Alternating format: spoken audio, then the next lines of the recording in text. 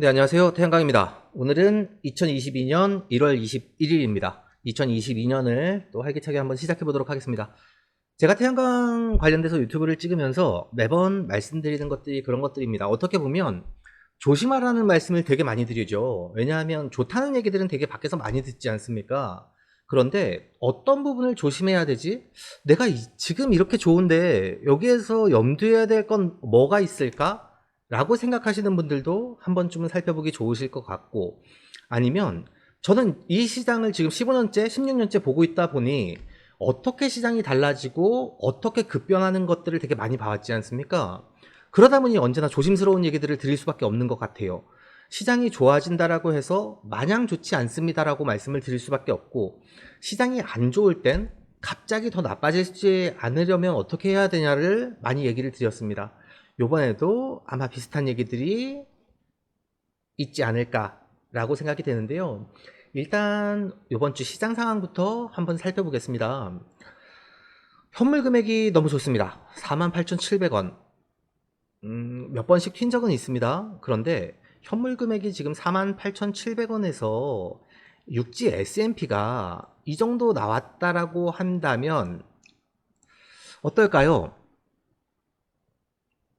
제주도 육지가 163원, 현물 금액이 44,870원, 48,700원.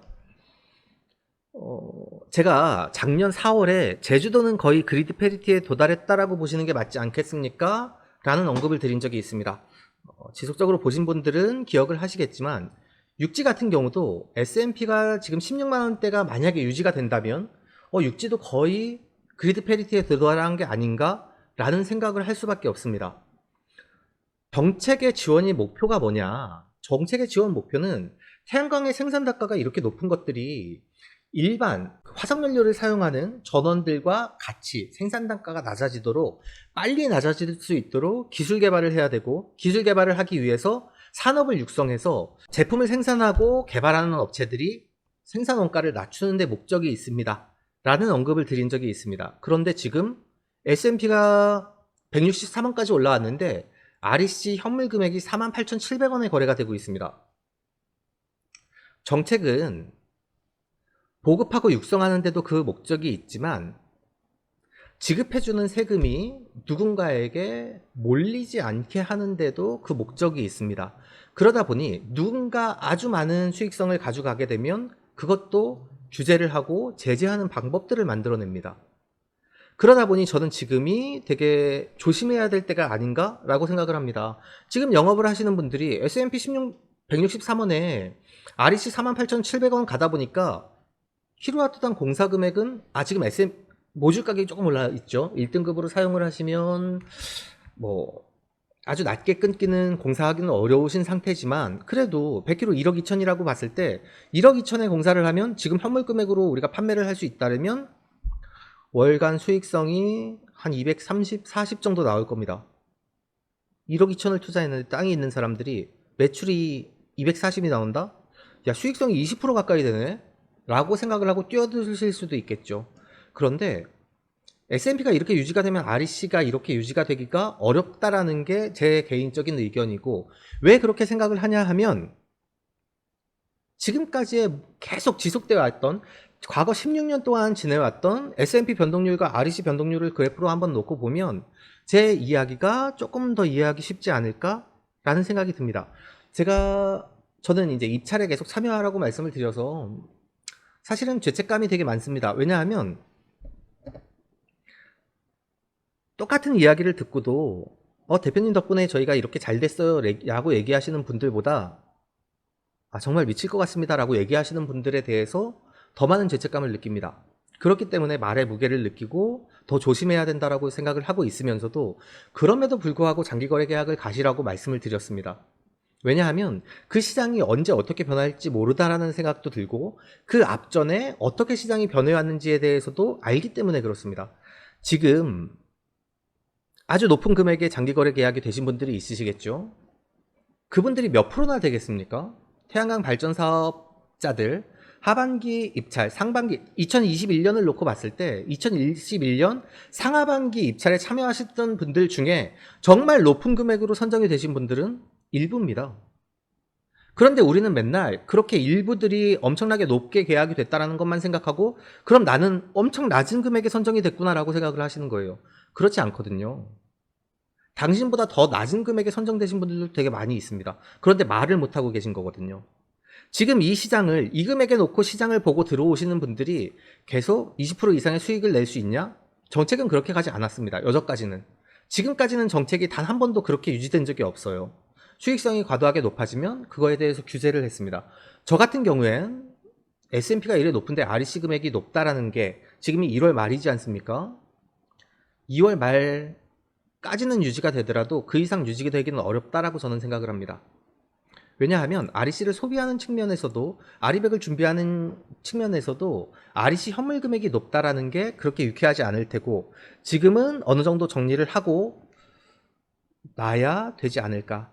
S&P가 계속 올라갈 수 있습니다. 맞습니다. S&P는 계속 올라갈 수도 있습니다. 유가에 따라갈 수도 있고 주변 영향을 받을 수도 있다 보니까 에너지 원별에 따라서도 달라지는 거니까요. 그런데 REC가 계속 이렇게 높게 유지가 된다? 조금 좋다 보니까 저는 더 불안한 시장이 아닌가라는 생각을 했습니다. 그래서 지금 막 공격적으로 마케팅하는 데들이 좋은 얘기, 정말 좋아질 거야. 앞으로 더 높아질 거야. 매출이 이렇게 많아질 거야. 수익성은 20% 올라갈 거야. 라고 얘기하시는 분들도 많이 계시다 보니까 저는 반대되는 의견을 드려봄으로써 한 번쯤 경각심을 갖으면 어떨까 싶어서 이야기를 좀 강하게 드리고 있습니다. 자, 소형 태양광 거리 규정 및 기존 설비 양도양수 유예 기간이 나왔습니다. 이것조차도 제가 되게 안타깝게 생각하는 게 그겁니다. 거리 규정을 둘 거야 라고 나온 다음에 12월 달에 확정이 되었습니다 라고 나왔어요. 그런데 유효기간 개정안 공고가 다시 나왔습니다. 헷갈릴 수밖에 없는 거죠. 확정안이 나왔다라고 얘기를 했는데 다시 유예를 한다고 공고를 해요. 물론 왜 잘 되는 게 너는 불만이냐라고 얘기를 하실 수도 있겠지만 그런 게 아니라 한 번에 조금 체계가 잡혀서 공고가 나와야 정책이라는 게 믿음을 주고 신뢰를 줘야 되는데 계속 바뀝니다. 확정안이 나왔는데 공고가 또 나와, 개정안이 또 나와, 유예안이 또 나와. 누가 그걸 그냥 믿고 갑니까?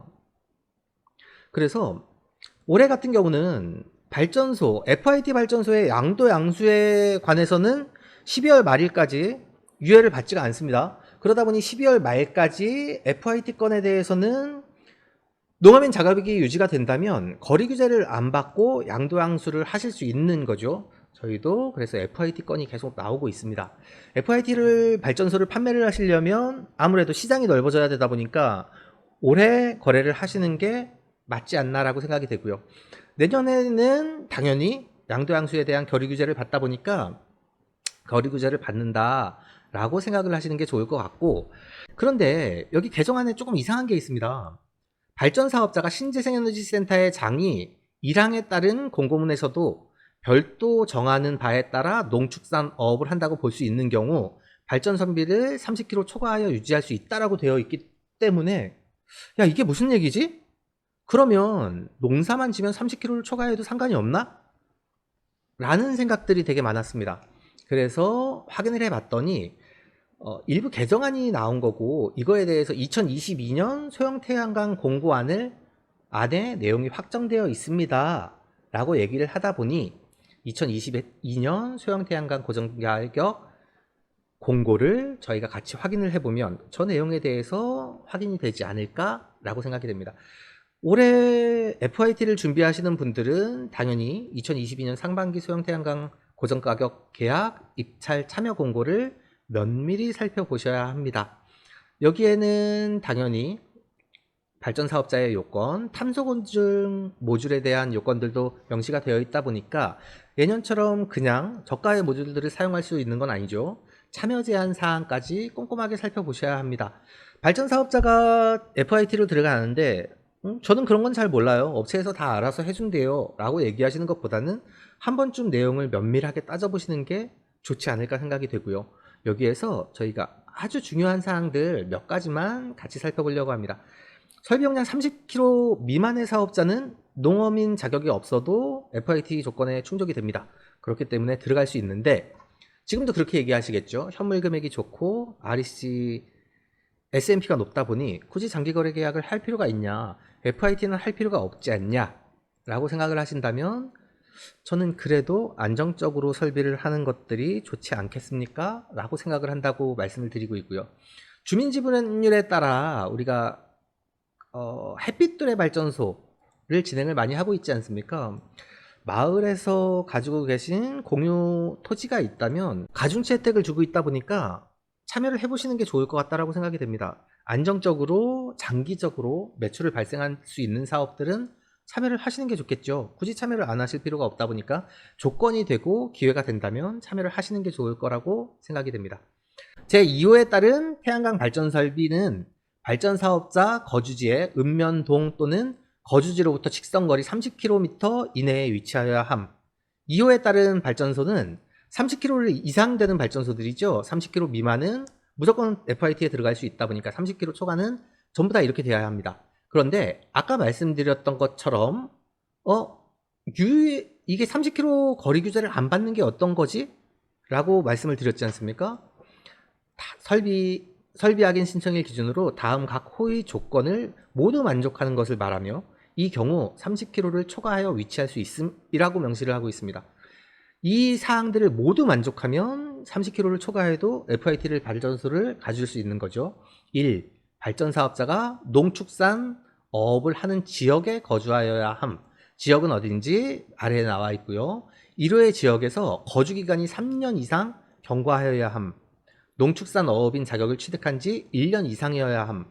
이 얘기가 왜 나왔냐면 요 근래 이제 FIT 사업 때문에 이사를 가고 농지자격 취득 증명을 만들고 하는 것들은 좀 걸러내겠다는 얘기입니다. 그러다 보니 무조건 거리가 넓어도 상관이 없어요가 아니라 이 조건들을 충족할 수 있는지를 우리가 한번 살펴봐야 되겠죠. 그리고 기초자체와 연접한 기초지자체에 대한 법률 해석을 미리 해보시는 게 좋을 거라고 생각을 합니다. 태양광 발전소는 지금 이 규정은 제가 아래 주소를 남겨놓을 테니까 발전 사업을 준비하시는 분들이 한 번쯤 찾아보시면 좋을 것 같고요. 이렇게 현물 금액들이 좋고 S&P가 좋은데 왜 장기거래 계약을 그렇게 고집하냐 라는 이야기가 있을 수 있을 것 같습니다. 태양광 발전 사업자가 가져갈 수 있는 수익은 투자 대비 매출인데 그 매출은 외부의 영향을 너무 많이 받습니다. S&P도 움직이고 REC도 움직이고 발전량도 움직입니다. 발전량은 기후에 따라서도 움직이고 발전 시간이 달라지는 걸 수도 있겠죠. 폭우가 너무 많이 떨어져서 발전량이 떨어질 수도 있고요. 천재지변에 의해서 모듈이 날아갈 수도 있고 여러 가지 원인들이 있을 수 있는 것 같습니다. 그런데 제가 겪어왔던 태양광 사업에서는 물론 잘 되신 분들이 저한테 상담을 요청하는 경우는 별로 없었겠죠.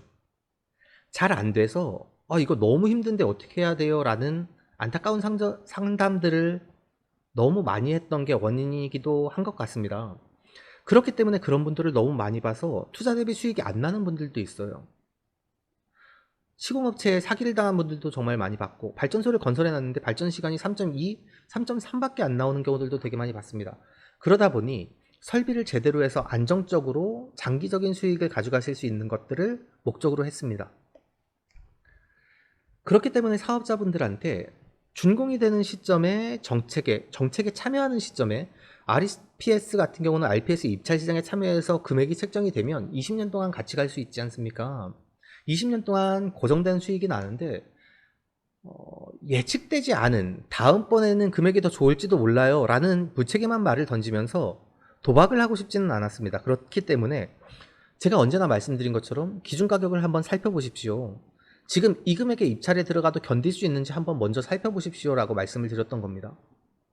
견딜 수 있고 최저 수익률을 가져오면서도 안정적으로 갈 수 있다면 안정적으로 가실 수 있는 길을 더 많이 권해드렸던 거죠. 일희일비하지 않으려고 노력은 많이 하고 있습니다. 그럼에도 불구하고 작년에 저의 이야기를 듣고 너무 낮은 금액에 선정이 돼서 어떡하죠? 라고 상담을 하시는 분들과 지금이라도 계약을 취소하면 어떻겠어요? 라고 말씀을 하시는 분들한테 너무도 죄송스럽지만 저의 개인적인 생각은 계약을 유지하시는 게 좋지 않겠습니까? 라고 말씀을 드렸습니다. 왜냐하면 시장이 어떻게 흔들릴지 모르기 때문이었죠. 지금 상황이 좋습니다. 이 상황이 계속 유지된다면 수익성을 높은 수익성을 가져갈 수가 있겠지만 정말 소수를 위해서 다수가 피해를 보거나 다수가 희생을 해야 되진 않았나 라고 다시 한번 생각을 해봐야 될 것 같고, REC가 특정 이유 없이 올랐던 것들이 3월 이후에도 유지된 적이 없습니다. 1월, 2월에 반짝하고 REC가 올랐던 경우들은 많이 있지만, 그랬을 때 대규모 물량들이 다 거래가 끝나고 폭락을 시작하면 사실 예측할 수 없는 수준으로 떨어져서 판매를 할 수 없다는 분들을 너무 많이 봐왔거든요. 지금 시장이 좋습니다. 이 시장을 즐기시고 지금 충분히 여유를 만끽하시는 건 좋겠지만, 대비할 수 없는 시장이 왔을 때 어떻게 해야 되는지도 한 번쯤 고민하실 수 있는 사업자가 됐으면 좋겠습니다. 오늘도 간단하게 시장에 대해서 말씀을 드렸고요. 관련된 내용들은 아래쪽에 주소를 달아놨다 보니까 법령은 들어와서 한 번쯤 살펴보시는 게 좋을 것 같습니다. 다음 주에도 유익한 내용으로 다시 인사드릴 수 있도록 하겠습니다. 감사합니다. 가짜뉴스와 잘못된 정보들이 넘쳐나고 있습니다. 스팸과 사기꾼 예방을 위해서 참여가 필요합니다. 첫 번째, 3개의 점을 눌러주세요. 두 번째, 신고를 클릭해주세요. 세 번째, 스팸 또는 오해 소지가 있는 컨텐츠를 선택하세요. 네 번째, 대량 광고 또는 사용자를 현혹하는 컨텐츠를 클릭하세요. 다섯 번째, 싫어요를 눌러주세요.